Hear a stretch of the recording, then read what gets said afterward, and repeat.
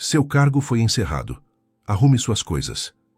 Não houve um olhar nos olhos, tampouco uma palavra de gratidão. Apenas aquela frase seca, lançada com a mesma indiferença que se joga fora uma folha amassada. Meu nome é Fernando, tenho 58 anos, e até aquele dia, eu acreditava ter encontrado meu lugar no mundo. Por 29 anos, trabalhei naquela empresa como quem cuida da própria casa. Chegava cedo, saía tarde. Passava finais de semana corrigindo planilhas, revisando manuais, melhorando sistemas. Nunca reclamei. Nunca questionei. Sempre me disseram que eu era confiável, silencioso e eficiente. 3 palavras que hoje me parecem uma sentença. Porque foi em nome desse silêncio que me tornaram invisível. Naquela manhã de terça-feira, tudo parecia normal. Entrei na empresa como sempre fazia, com o crachá já gasto pelo tempo balançando no peito. Cumprimentei os poucos que ainda lembravam meu nome. Os demais, mais jovens, apenas acenavam com a cabeça, como se eu fosse parte da mobília. Sentei-me na minha mesa. Havia uma certa paz naquele momento. Eu gostava das primeiras horas do expediente, quando ainda se podia ouvir o som do ar-condicionado, misturado ao teclar dos dedos. Era nesse silêncio que eu produzia mais. Por volta das 10 horas, fui chamado à sala da diretoria. Estranhei. Meu gerente, o mesmo que anos atrás eu ajudei a treinar, estava sentado à mesa com um envelope branco na mão. Não me ofereceu café, nem mesmo um bom dia decente. Apenas disse: Fernando, seu cargo foi encerrado. A empresa está reorganizando algumas áreas. Pedimos que recolha seus pertences. Aquelas palavras ecoaram dentro de mim como um trovão seco num deserto. Por alguns segundos meu corpo permaneceu imóvel, mas minha mente já corria para as gavetas que eu deveria esvaziar, para os papéis que ainda não havia arquivado, para os projetos que estavam em andamento. Nenhuma explicação, nenhuma cerimônia. Apenas o fim. Sorri. Um sorriso contido, quase irônico. Não pelo orgulho, mas pela dor que eu não sabia como expressar. Claro, respondi. Levantei-me e saí da sala sem olhar para trás. Atrás de mim, o som da porta se fechando parecia definitivo. Como se naquele instante, toda a minha história com aquela empresa tivesse sido apagada com um simples clique. Ao voltar para minha mesa, ninguém ousou me encarar. Alguns fingiram estar ocupados, outros cochichavam atrás das telas. O estagiário que eu havia ensinado a usar o sistema me observava com um misto de surpresa e desconforto. Nem ele teve coragem de dizer adeus. Enquanto colocava meus poucos pertences em uma caixa de papelão, uma caneca, uma planta murcha, uma agenda de capa de couro, recordei a primeira vez que entrei ali, em 1996, ainda jovem, recém-casado, cheio de sonhos.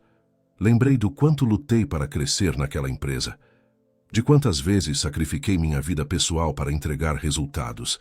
Tudo isso para ser dispensado como quem troca uma lâmpada queimada.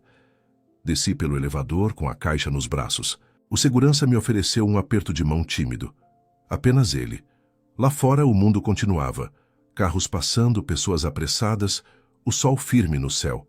E eu ali, com 58 anos, demitido sem aviso, carregando numa caixa o que restava de quase 3 décadas de dedicação. Cheguei em casa mais cedo do que o habitual. Minha esposa, Cláudia, ficou em silêncio quando soube. Não me abraçou, não demonstrou surpresa. Apenas disse: talvez tenha sido melhor assim. Você já estava velho demais para isso. Não respondi. Fui para o quarto, sentei-me na beira da cama e fiquei olhando para o chão por longos minutos. Ali, sozinho, senti pela primeira vez o peso de ser descartável, de ser apenas mais um número no sistema. Mas naquele mesmo silêncio em que me demitiram, algo começou a se transformar dentro de mim, porque enquanto eles pensavam que haviam me apagado da história da empresa, havia algo que eles haviam esquecido. Ou melhor, algo que nunca souberam. Uma assinatura feita anos atrás. Um documento guardado com cuidado. Uma ideia que mudou o rumo daquela empresa e que pertencia a mim. E foi ali, naquela tarde silenciosa, que a história começou a mudar. O que a diretoria não sabia é que 3 dias depois descobriria um detalhe que colocaria tudo em xeque.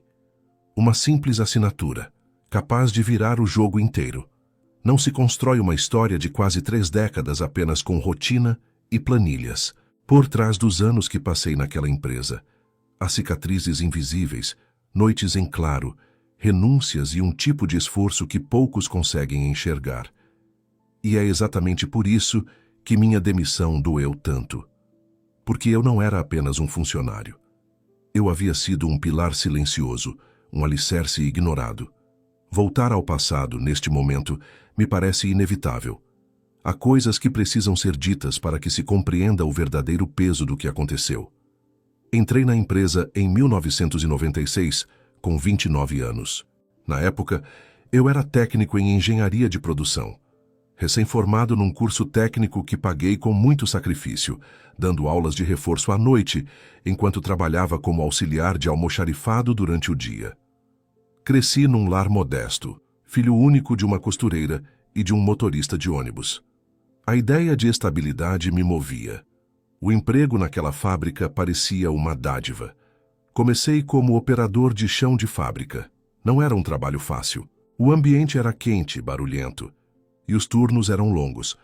Mas eu tinha sede de aprender. Ficava além do meu turno observando os técnicos mais experientes, fazendo anotações, perguntando o que podia, e quando ninguém estava por perto, desmontava e remontava os equipamentos antigos que estavam fora de uso.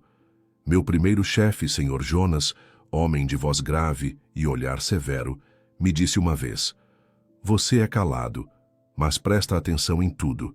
Continue assim. Os que falam demais não duram." Segui o conselho dele à risca. Durante anos trabalhei em silêncio, e talvez tenha sido esse o meu erro.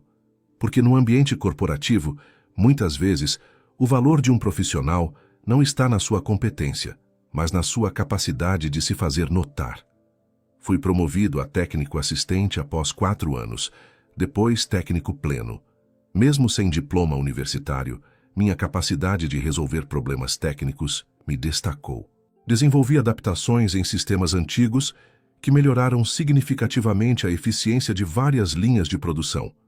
Uma delas, mais tarde, viria a ser a base da patente sobre a qual falarei adiante. Mas, por algum motivo que eu nunca entendi bem, eu nunca fui o escolhido. Outros subiam.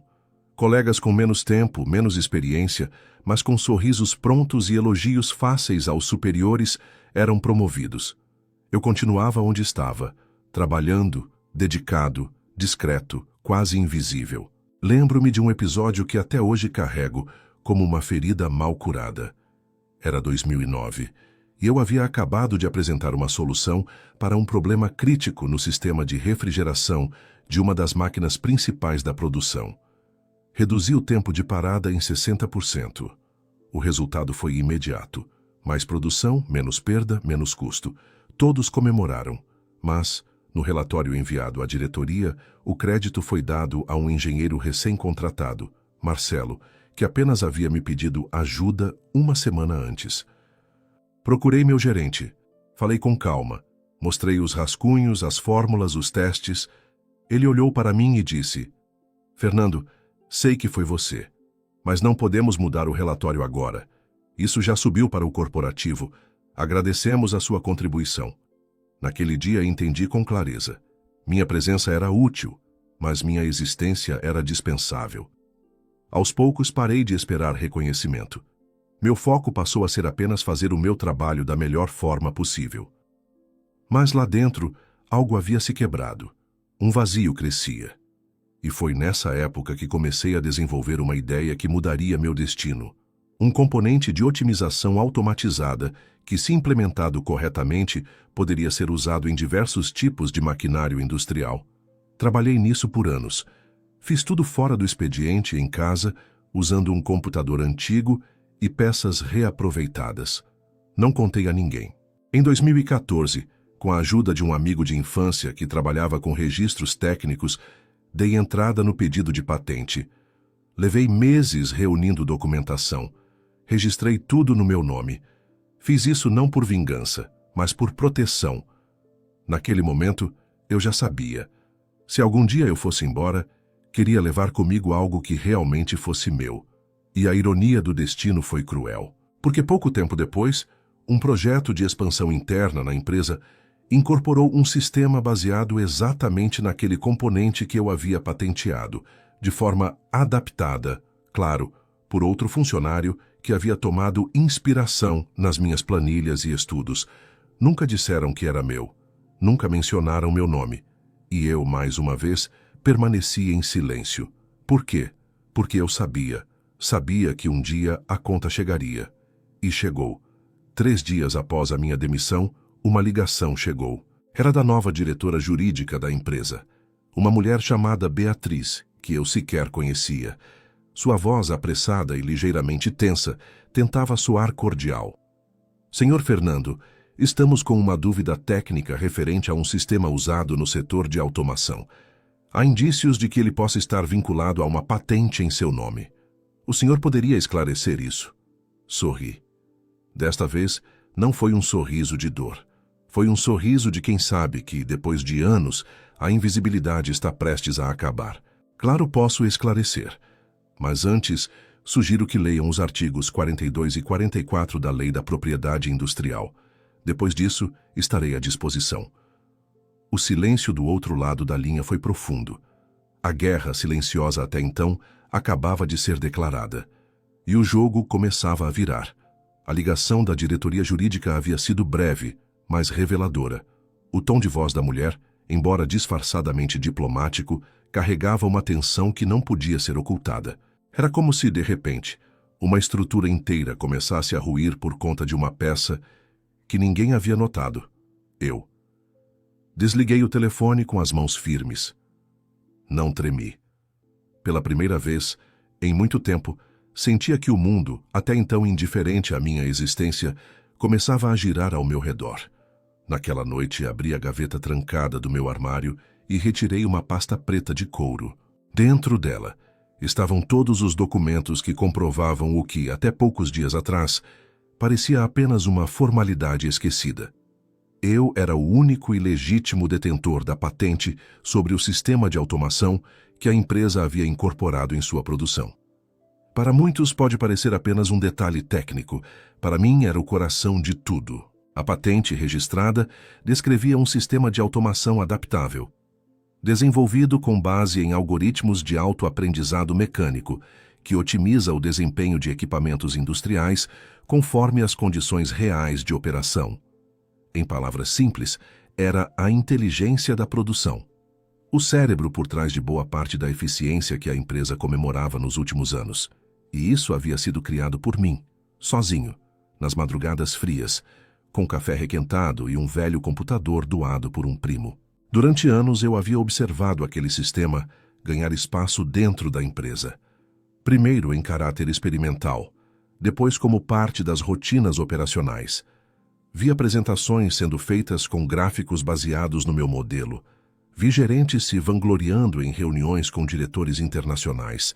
Vi bonificações sendo distribuídas, medalhas entregues e nomes alçados ao reconhecimento. O meu nome nunca foi sequer mencionado, mas não me importava, porque eu sabia que estava documentado, e mais do que isso, registrado em meu nome com validade legal e protegido por lei. A Lei nº 9.279, de 14 de maio de 1996, a Lei da Propriedade Industrial, assegura ao titular de uma patente o direito de impedir terceiros de fabricarem, usarem, venderem ou importarem produto que seja objeto daquela proteção, sem sua autorização. E o mais irônico é que, por anos, eu não tinha feito absolutamente nada para impedir o uso da minha invenção. A empresa a utilizava livremente. Não porque eu permitira, mas porque eles simplesmente ignoravam sua origem, ou pior, desconheciam. Mas agora, a ignorância havia saído de cena. O sigilo se quebrara, e eles estavam diante de um problema que não poderiam varrer para debaixo do tapete. 2 dias após o telefonema, recebi um e-mail formal, um convite para uma reunião presencial assinada pela própria diretora jurídica. O tom era respeitoso, mas direto. Queriam esclarecimentos sobre a patente e propor uma solução amigável para a situação. Marquei a reunião para uma sexta-feira, às 10 horas. Fiz questão de ir com calma, vestindo a mesma roupa com que fui demitido. Camisa azul clara, calça preta e sapatos gastos. Entrei na empresa como quem retorna ao local de um crime, mas desta vez, com a verdade ao meu lado. Fui recebido com uma gentileza ensaiada, sorrisos nervosos, aperto de mão firme.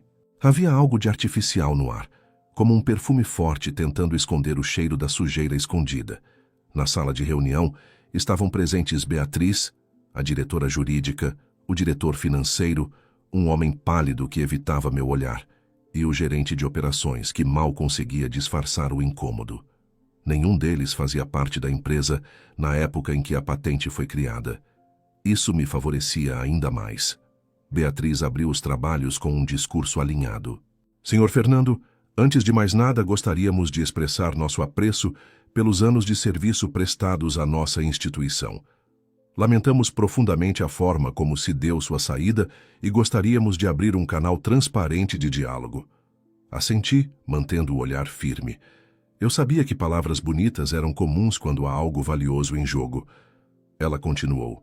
Constatamos que a patente em questão está registrada em seu nome e, de fato, apresenta semelhanças com o sistema atualmente em uso na companhia. Queremos encontrar uma forma de resolver isso sem que seja necessário recorrer ao campo judicial. Pensamos numa compensação financeira e, eventualmente, um acordo de cessão definitiva da tecnologia. Sorri levemente. Um sorriso curto, contido. Era tudo previsível. Agradeço o reconhecimento tardio, respondi com voz serena. Mas não se trata apenas de compensação. Trata-se de respeito, de história e da forma como um ser humano foi tratado após 29 anos de dedicação. O silêncio se instalou por alguns segundos. Não desejo guerra, continuei, mas não aceitarei ser apagado daquilo que construí com minhas próprias mãos. Os senhores utilizaram indevidamente uma propriedade intelectual minha por anos, sem contrato, sem licenciamento, sem créditos. Isso tem consequências legais e morais. O diretor financeiro pigarreou. Beatriz olhou para ele, depois para mim. O senhor estaria disposto a ouvir uma proposta formal por escrito? Estou disposto, respondi. Mas saibam, desta vez, eu não aceitarei ser invisível. Saí da reunião com os olhos de todos me acompanhando até a porta. Pela primeira vez a empresa me enxergava. Não como o técnico calado da produção, mas como um homem que detinha algo que eles precisavam.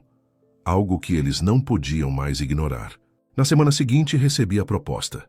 Compensação financeira, reconhecimento como inventor nas documentações futuras e uma cláusula de confidencialidade. Avaliei tudo com o advogado que me ajudara no processo original da patente. Ainda não decidi, porque agora eles estavam no meu tempo, na minha velocidade, mas o que os executivos não esperavam era que eu tivesse mais cartas na manga, mais do que uma patente. Eu tinha registros, provas e um diário com tudo o que me tiraram. E agora eu pretendia mostrar ao mundo toda a verdade. Quando a proposta formal chegou à minha casa, ela veio cuidadosamente impressa em papel timbrado, acompanhada por uma pasta azul marinho com o logotipo da empresa estampado em prata. A carta era clara. Ofereciam-me uma quantia expressiva em dinheiro, proporcional aos anos de uso indevido da minha patente e um novo contrato de cessão definitiva da tecnologia. Em troca, eu deveria assinar uma cláusula de confidencialidade rigorosa e desistir de qualquer ação legal futura. Era, à primeira vista, uma proposta tentadora.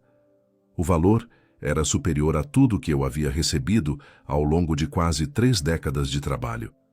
Daria para viver com tranquilidade pelo resto da vida. Mas havia algo naquela oferta que me incomodava. Ela vinha carregada de um subtexto. Aceite o dinheiro, esqueça a injustiça e desapareça. Consultei meu advogado, Dr. Arnaldo, um homem calmo, meticuloso, que me acompanhava desde o registro da patente. Sentamos em sua sala, cercados de pastas e documentos.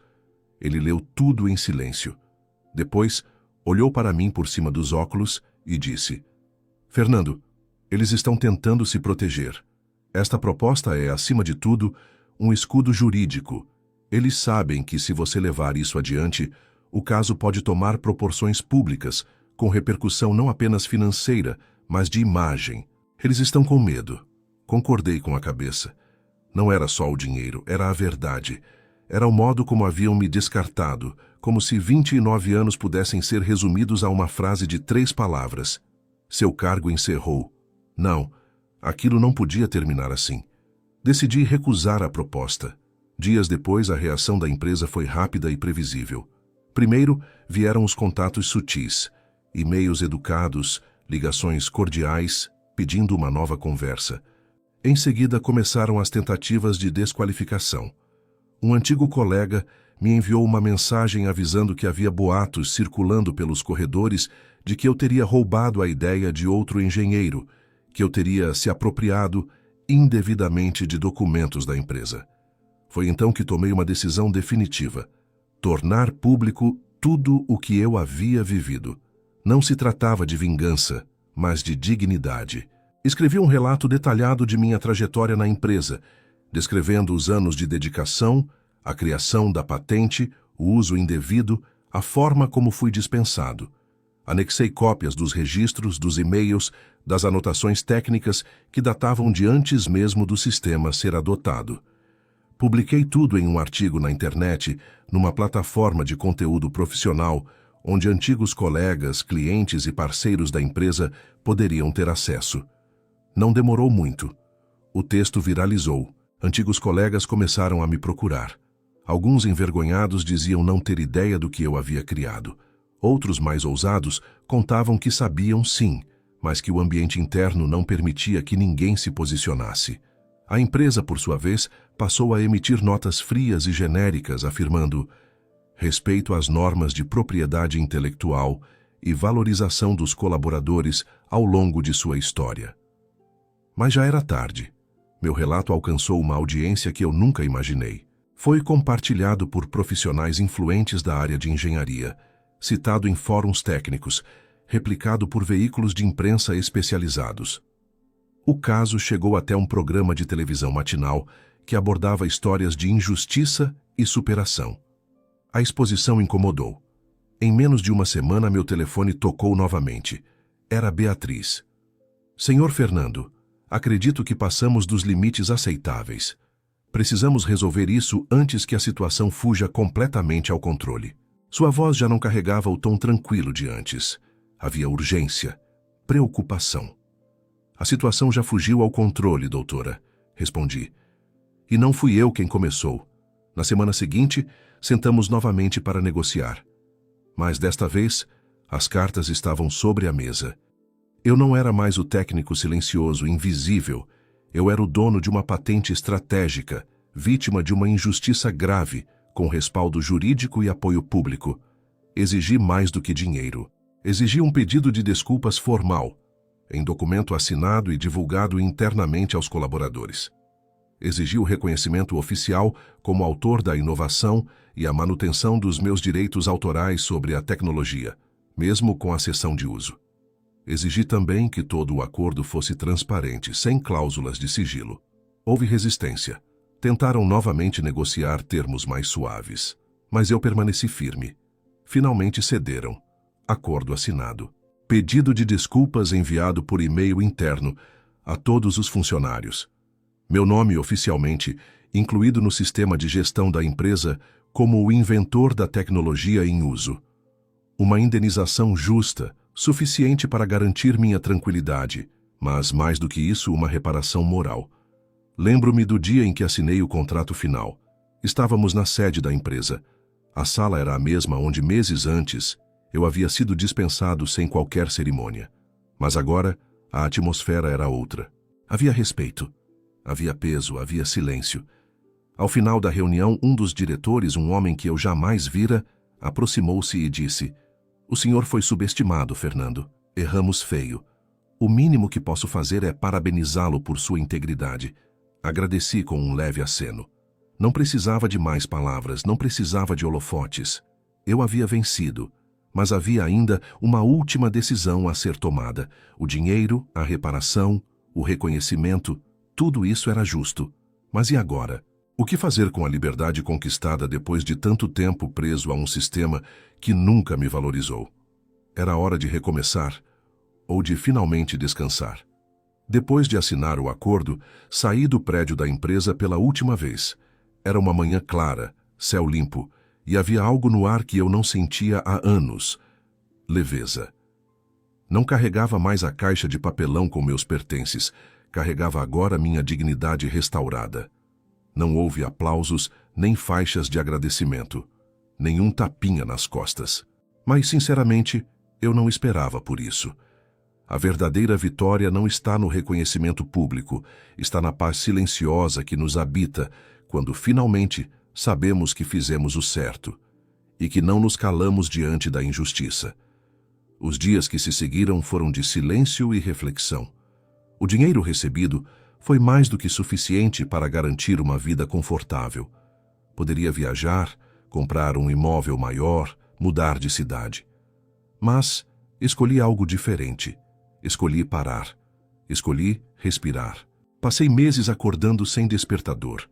Caminhava pelas ruas com calma, sem pressa, observando detalhes que antes me escapavam: o som dos pássaros, o vento nas árvores, o aroma das padarias. Visitava minha mãe com mais frequência. Já idosa, seus olhos se enchiam d'água ao me ver chegando sem precisar correr para o trabalho.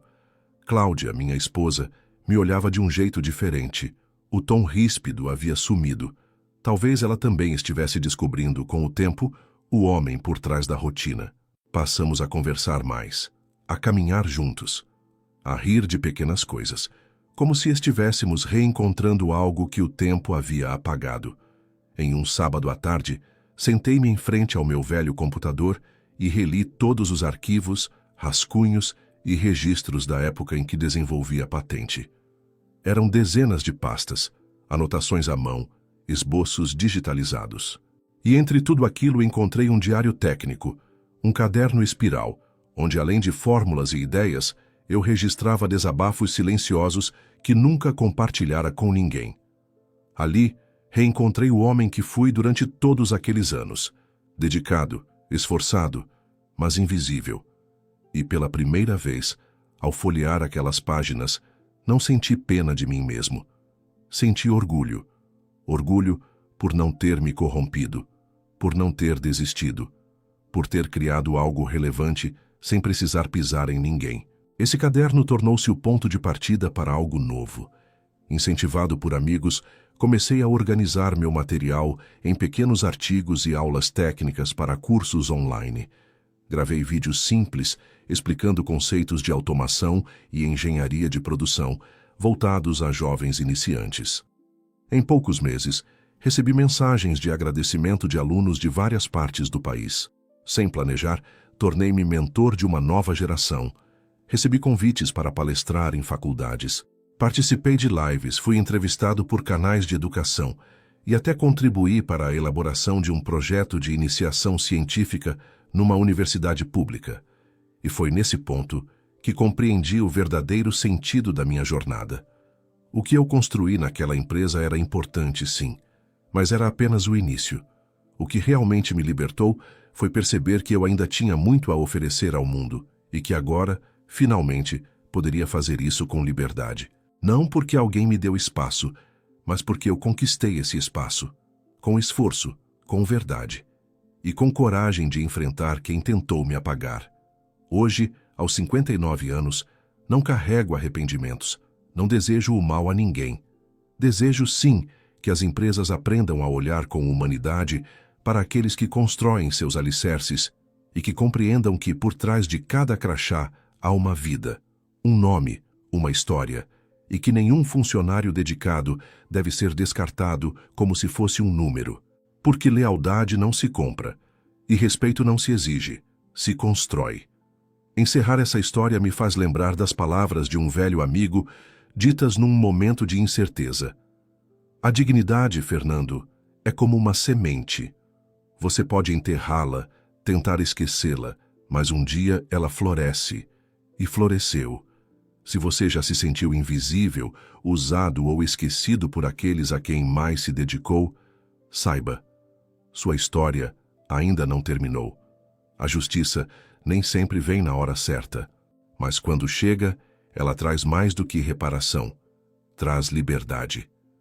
Nunca duvide do valor da sua trajetória. Nunca aceite menos do que o respeito que você merece. E, acima de tudo, nunca se cale diante da injustiça, porque às vezes o silêncio que nos impuseram se transforma na voz que move o mundo.